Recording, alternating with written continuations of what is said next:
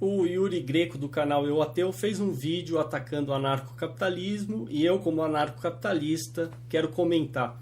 Ao contrário do que ele falou, o anarcocapitalismo ser uma modinha, na verdade, o que é modinha aqui é atacar o anarcocapitalismo.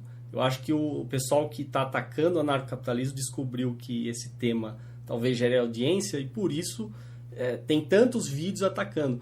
Só que eu não vi ninguém lendo os livros ou os artigos ou vendo os vídeos que eu sugeri no meu vídeo sobre anarcocapitalismo, infelizmente. Então eu vou ter que refutar aqui alguns pontos que ele levantou e que eu considero equivocados. A primeira coisa que ele falou foi sobre os juros. Ele falou que juros é criar dinheiro do nada. Na verdade, juros é apenas a relação entre o preço do dinheiro no futuro e o preço do dinheiro no presente. Apenas isso e nada mais.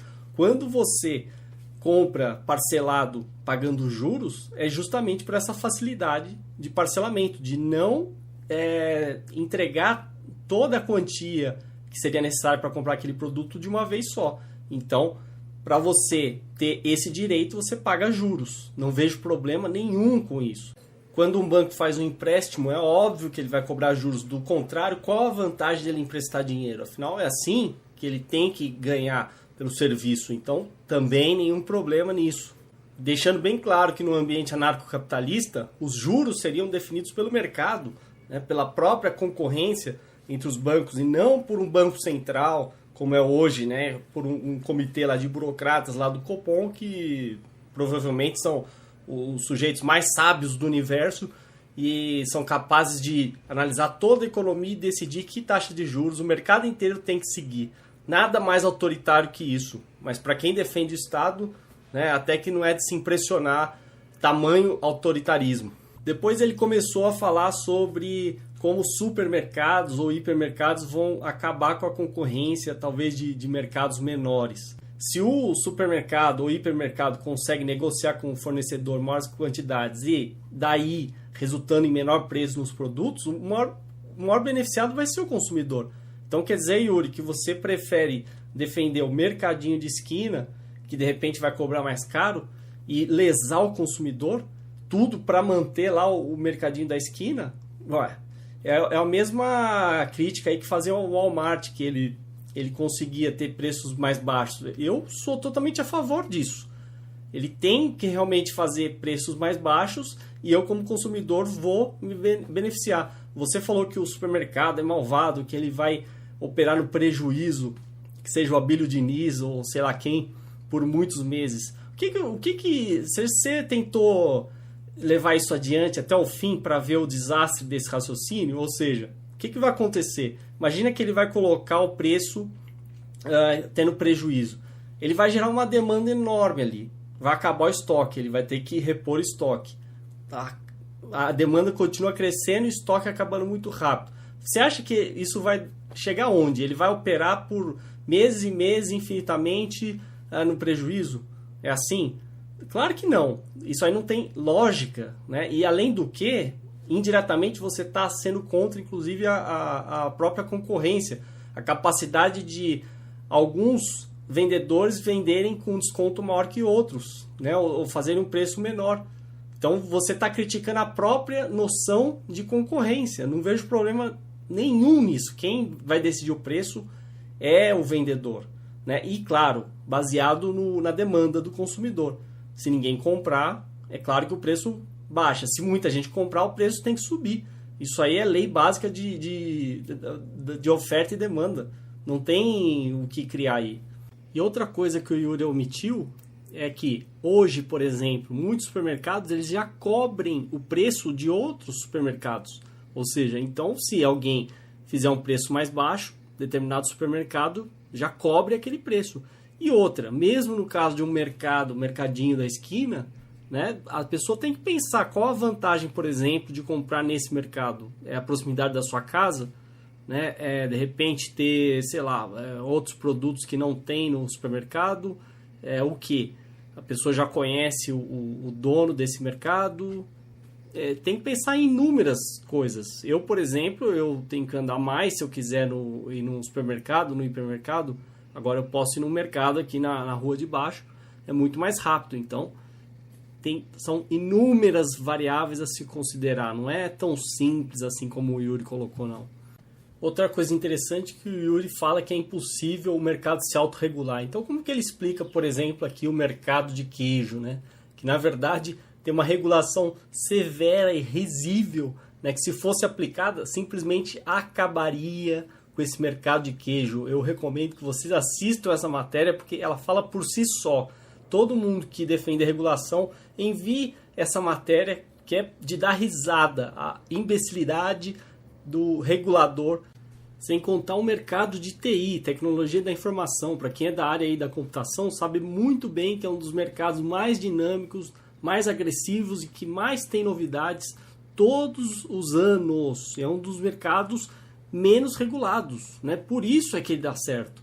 E não precisa de regulador nenhum. O dia que aparecer um regulador querer controlar todo o mercado de TI, aí será o fim. Acabará com o mercado.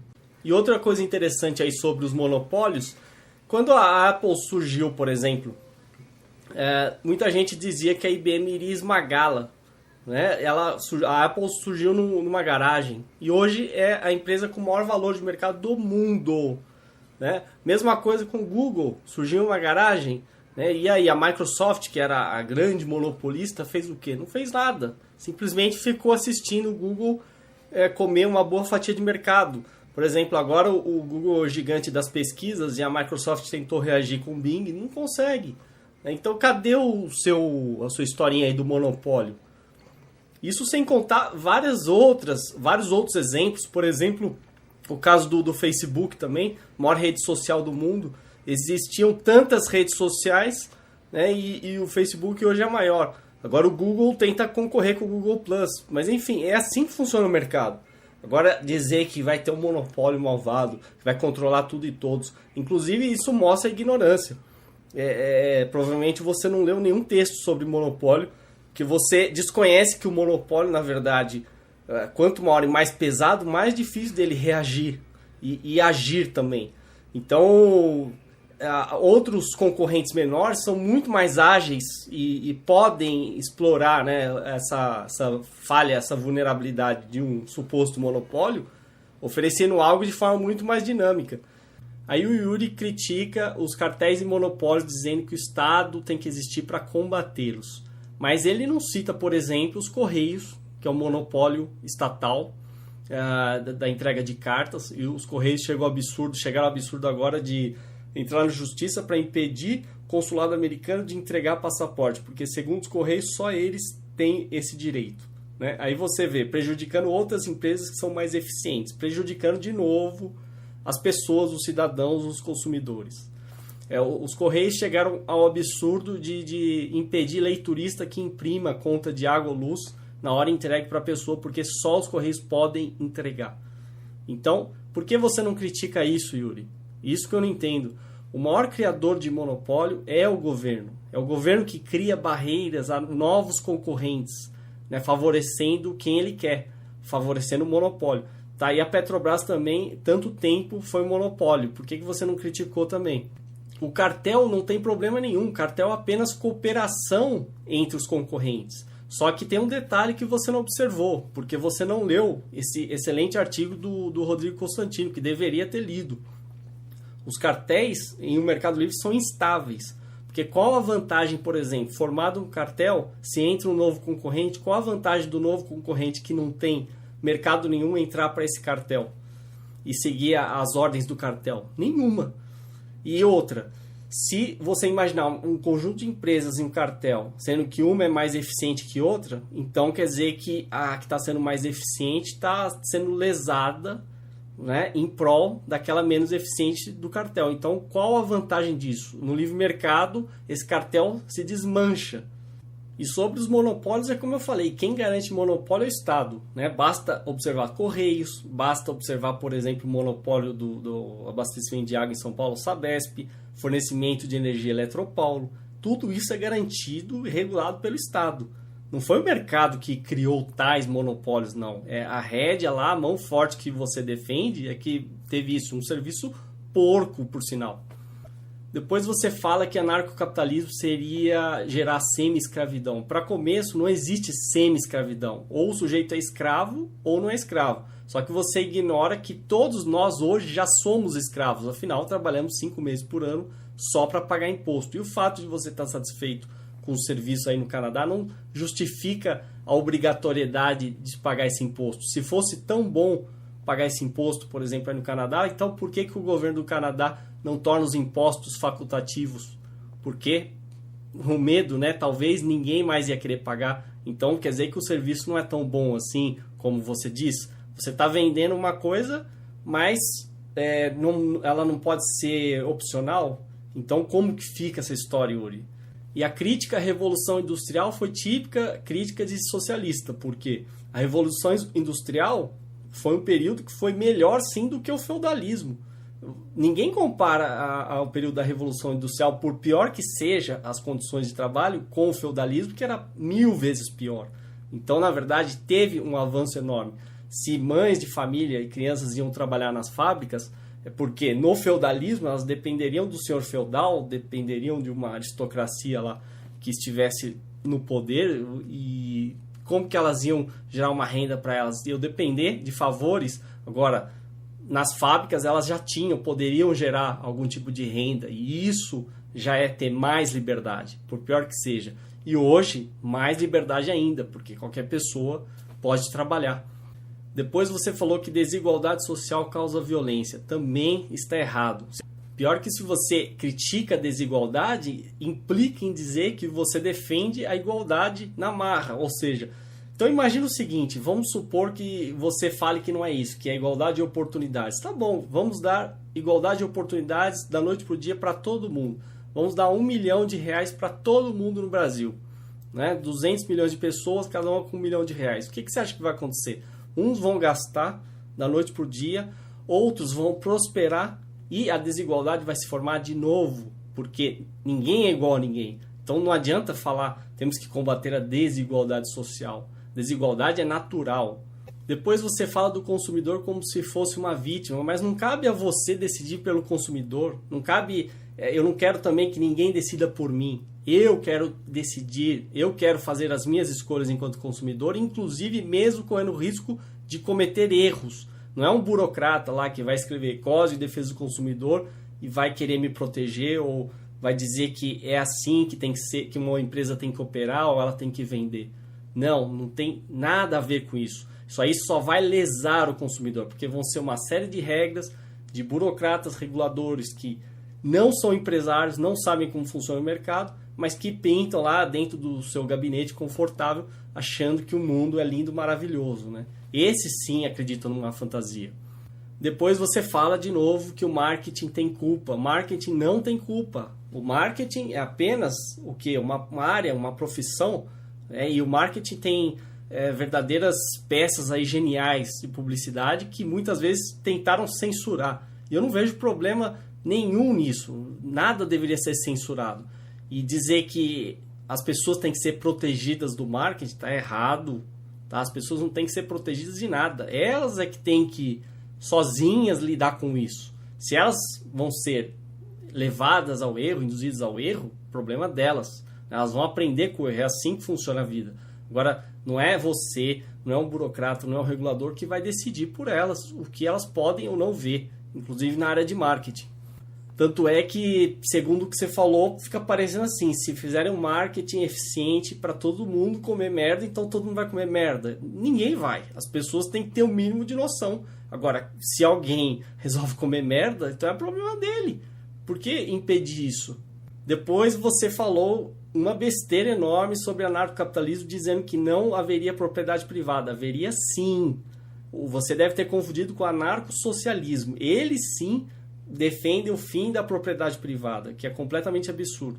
E eu já citei no meu vídeo sobre anarcocapitalismo que poderiam existir cartórios privados, da mesma forma que tem cartórios hoje, e hoje já existem cartórios privados, são eles que garantem lá o registro lá do seu imóvel. Então, não muda nada. Aí você fala sobre alguém supostamente invadir sua casa e registrar em outro cartório. Ora, não é assim. Você está partindo de um pressuposto falso, uma premissa falsa, de que as pessoas, de que o mercado não existe cooperação. Nada mais falso do que isso. Na verdade, cada cartório, ou seja lá qual for a solução encontrada, né, vai ser responsável por aquela quantidade de imóveis. Então não é assim. E aí, Yuri, você mostrou a sua ignorância em não ter lido nenhum livro sequer, nenhuma linha sequer sobre anarcocapitalismo. Porque o próprio mercado ele pode ter sistemas de controle. Hoje você tem, por exemplo, Serasa, né, para mostrar quem são os inadimplentes. Por que você não tem um cadastro, né, organizado pelo próprio mercado, ou fornecido por uma fonte confiável, até porque se ela não for confiável ela perde clientes, então ela tem que ser confiável, para mostrar justamente quem são os fraudadores, né, quem são os estelionatários, etc. É simples demais. Isso aí, as pessoas e o mercado podem sim se organizar muito bem, construir um mecanismo super eficiente de fiscalização, muitíssimo melhor do que o seu querido Estado. Não tenha dúvida disso, ainda mais hoje com a internet. A gente pode fazer maravilhas, né, compartilhando informação. Informações essas que hoje são monopólio do Estado e simplesmente muitas vezes a gente é impedido até pela lei de compartilhar, mas no ambiente anarcocapitalista não, a gente compartilharia muito mais informação e isso nos daria proteção muito mais relevante. E quem simplesmente quisesse não cooperar ou simplesmente burlar ou fraudar ou simplesmente roubar, cairia no ostracismo, simplesmente não faria contratos com mais ninguém, porque quem é que quer fazer trocas aí com uma pessoa que não é confiável? Então, o próprio mercado ele precisa de mecanismos de controle e ele vai, sim, fornecer esses mecanismos. E na pior das hipóteses, essa questão aí do registro dos imóveis, eu pergunto para o Yuri, quem garante que o registro hoje no cartório lá do seu imóvel não será fraudado ou adulterado? Quem me dá essa garantia? Né, você vai dizer que é um pedaço de papel? Você está pensando até de forma arcaica.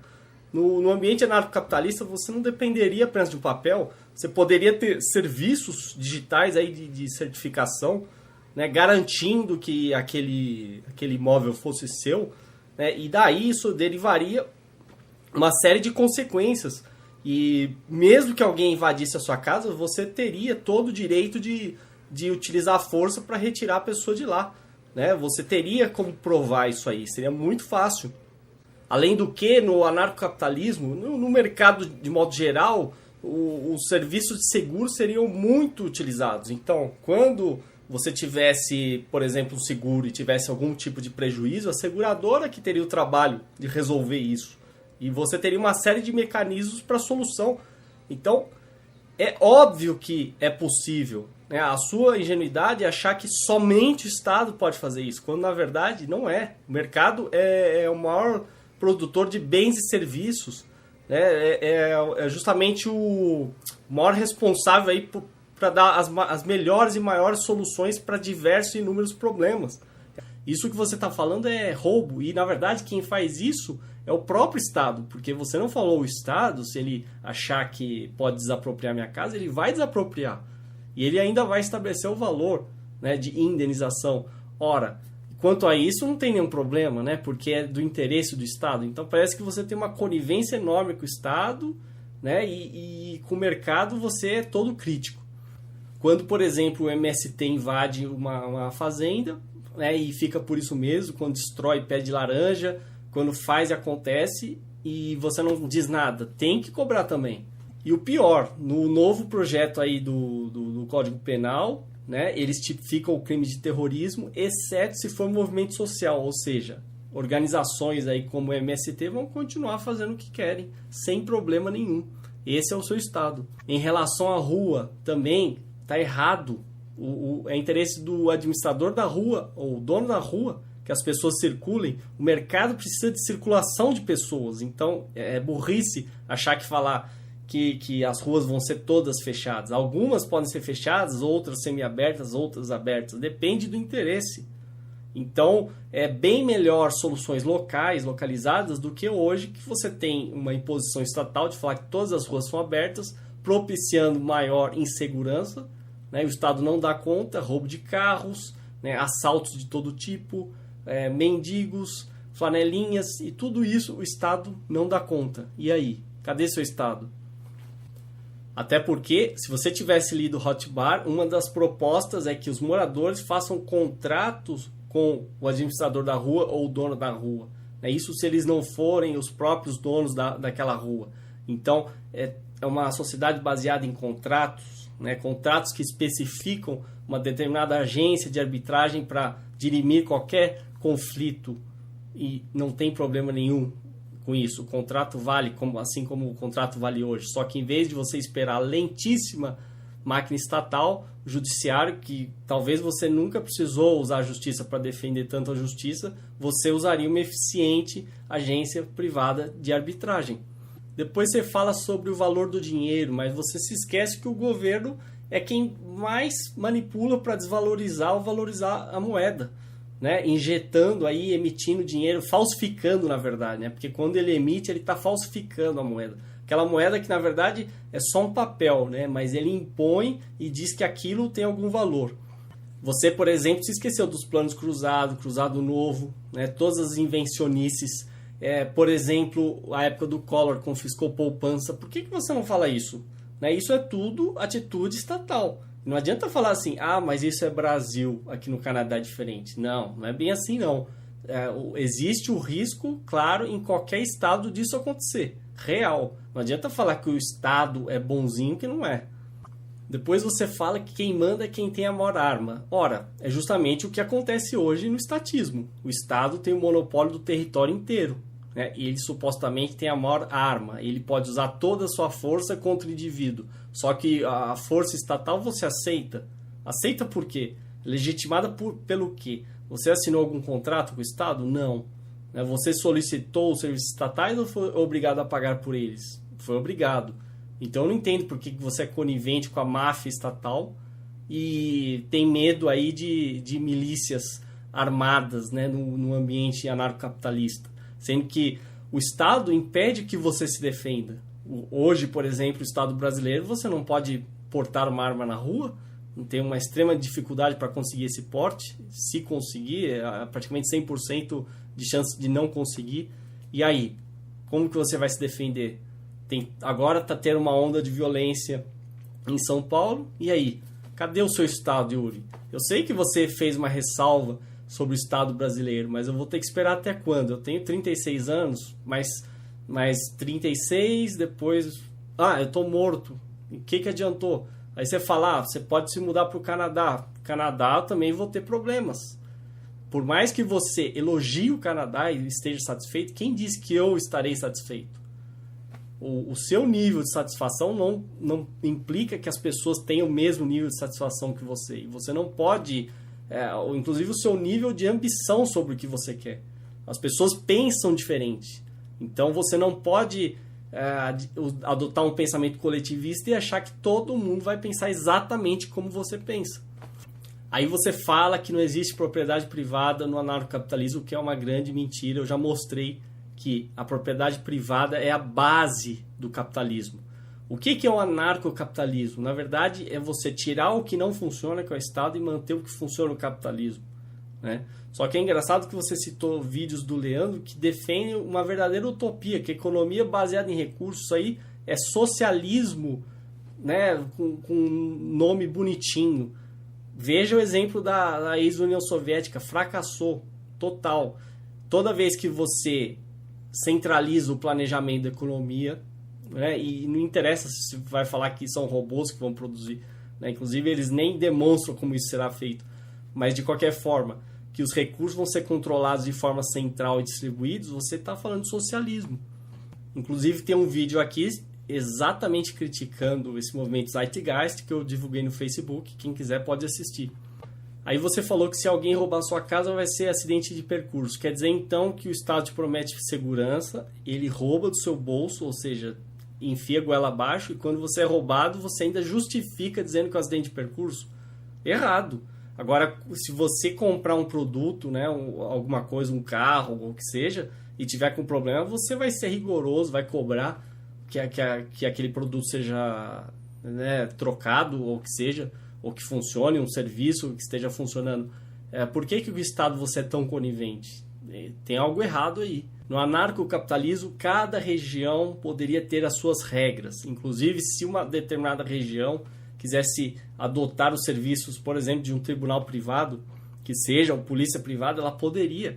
Então, não vejo problema nenhum. Não existe nenhum serviço estatal que o mercado não possa cumprir. Inclusive, o Estado é tão incompetente que ele recorre ao mercado o tempo todo para executar seus serviços.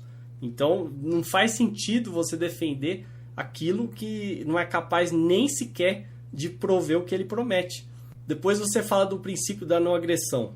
É ilegítimo agredir não agressores. Na verdade, esse princípio pode ser traduzido: você tem direito de se defender, caso seja agredido. Agora, vê se você tem esse direito hoje. Né? E aquela história daquele cara que armou armadilha em casa e matou o bandido porque ele tinha sido assaltado 9 vezes. Está sendo processado. E a idosa que matou o bandido que entrou na casa dela também está sendo processada. Aí você vai dizer: no Canadá não tem isso. Bom, o Canadá é um país com a área maior que o Brasil e uma população muito menor, 35 milhões de habitantes. Coloca 200 milhões de habitantes, 300, 1 bilhão de habitantes aí, vê se o Estado canadense aguenta. Aí é o que eu quero ver. Aí você ironiza dizendo que alguém vai falar para Elias Maluco, né, que ele não pode agredir não agressores. Ora, o Elias Maluco matou, né, o Tim Lopes, né, e tantos outros traficantes aí matam todos os dias. E aí, cadê o seu Estado? Eu estou esperando, só que eu vou esperar até quando? Nem os Estados Unidos não conseguem combater o tráfico, que é a guerra mais inútil que existe. E aí? Até quando? Até quando a gente vai ter que sustentar essa lambança? No anarcocapitalismo, as drogas poderiam ser comercializadas. A gente não teria essa guerra inútil das drogas. Então a gente nem sequer teria a figura do Elias Maluco, porque ele seria simplesmente esmagado pela concorrência. Aí você fala sobre todos terem as mesmas oportunidades. Isso nunca vai existir. Tá? É justamente o estatismo que diz isso, não o anarcocapitalismo. É o estatismo que incentiva essa ilusão. E não, eu não vou ter a mesma oportunidade que um filho do Ike Batista ou o pobrezinho lá da favela. Cada um vai iniciar numa condição diferente. E é assim que é. Não adianta falar que, então quer dizer que para combater a injustiça social, segundo você, né, vamos fazer justiça social, então a gente vai roubar de todo mundo para corrigir isso. Bom, então quer dizer que você quer combater uma injustiça com outra injustiça, que é o roubo, que é o pagamento de imposto? Não entendo essa lógica. Daí você fala que não olha somente para o seu próprio umbigo. Então tá. Bom, você está aí na sua casa no Canadá, né? Deve ser bastante espaçosa. Então vamos enviar alguns brasileiros aí para morar com você e reduzir a desigualdade social, que tal? Aí não pode, né? Depois você fala o seguinte, que o Estado permite que você faça a merda que você quiser com o seu corpo. Errado, né? Hoje você não pode usar drogas. Hoje você não pode, por exemplo, vender seu sangue, vender seus órgãos, né? Ou seja, você não pode fazer aborto. Então, cadê o seu Estado aí que permite fazer o que você quiser com o seu corpo? Eu não vejo. Aí você fala que o certo é trocarmos os políticos. Ora, a gente já está fazendo isso há muito tempo. Não vai adiantar nada. Você vai trocar um socialista por outro socialista e assim vai. Tá? A única ressalva que eu faria é se fosse um libertário. Aí sim, né, estaria no caminho certo para reduzir o Estado. Que isso, pelo jeito, no final do vídeo você concorda. Mas socialista, no lugar de socialista, é trocar 6 por meia dúzia. Não adianta. A estrutura, né, todas as instituições são um problema, não as pessoas. E a corrupção, por exemplo, existe porque o sistema permite. Então não adianta ficar trocando. E pior, isso revela justamente o ponto fraco do estatismo, que é acreditar que alguém vai ser honesto e não vai se corromper. É para dar risada, né? Isso que é a verdadeira fantasia. Depois você defende a democracia, dizendo que o governo, né, tem que defender os interesses do povo. Só que o governo, na verdade, ele é imediatista, ele tem um mandato só, ele vai tentar fazer tudo para ele, né, se promover o mais rápido possível naquele curto espaço de tempo. Na democracia você vai gerar diversos grupos buscando benefícios. Então, por exemplo, o que você me diz de um Estado que aprova, por exemplo, cotas para negros? Eu sei que você é contra. E aí? Vai dizer que esse Estado aí defendeu os interesses do povo? Tá, e até você provar isso, nós já estamos mortos. Né? Ou aprovaram cotas para programação de TV paga. Cadê os interesses do povo? Você pode falar, não, mas eu defendo que o Estado defende os interesses do povo. É justamente a ideia que tentaram enfiar a goela abaixo aí, e está na Constituição de 88. Só que não funciona. Nem no Canadá funciona. Tem uma notícia, por exemplo, aí, que simplesmente queria monitorar todas as conexões de internet. O motivo era para combater a pedofilia. Né? Ou simplesmente pegar os dados pessoais sem mandado judicial. E aí? E se o governo decide entrar em guerra com outro país, como é que faz? E se o governo como Lula decide mandar dinheiro para Cuba ou então para a África, como já fez? Em relação à propaganda infantil, eu defendo totalmente, eu discordo da sua opinião. Não há problema nenhum com a propaganda infantil. Inclusive, você está delegando ao Estado o poder de tutelar, né, de cuidar das crianças, coisa que seria a responsabilidade dos pais. Então, cuidado com a sua opinião. Aí você fala do melhor interesse, né, do povo. Mas quem vai decidir isso? Burocratas? Os mesmos que a gente já conhece? Por que os políticos do Canadá são melhores que o Brasil? Não são. É a mesma coisa.